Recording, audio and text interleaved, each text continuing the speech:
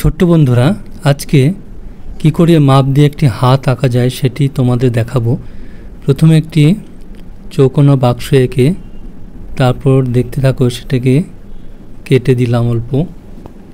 আর আঙুলের জন্যে প্রথম ভাগটা এখানে 4 কোনা করে দিয়ে দিতে হবে।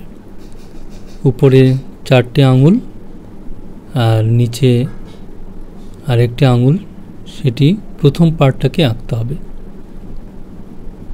এমন করে। তারপরে আঙুলের দ্বিতীয় যে পার্ট আছে সবগুলো আলাদা আলাদা যে ভাগ করা যায় সেখান থেকে।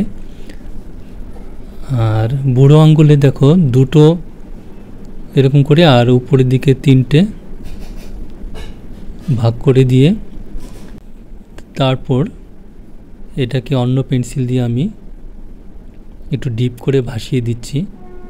তাহলে এমন করে মাপ করে যদি তোমরা আঁকো তাহলে নির্ভুল হবে এবং সুন্দর হবে।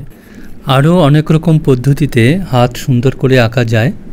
নানান রকমের মাপ রয়েছে, সেগুলো আলাদা আলাদা পদ্ধতিতে করা যাবে।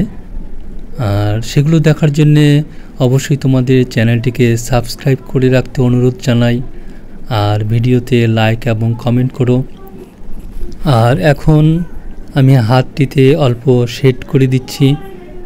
অল্প ছায়া যদি একদিকে দিয়ে দিই তাহলে ছবিটি অল্প সুন্দর লাগবে, তাই আমি বাঁ পাশে অল্প ছায়া দিয়ে দিচ্ছি। এমন আরও অনেক সুন্দর পদ্ধতিতে হিউম্যান ফিগার কি করে করা যায় সেটাও দেখাবো। আজকে এই পর্যন্তই, আবার অন্য ভিডিওতে দেখা হবে। ধন্যবাদ।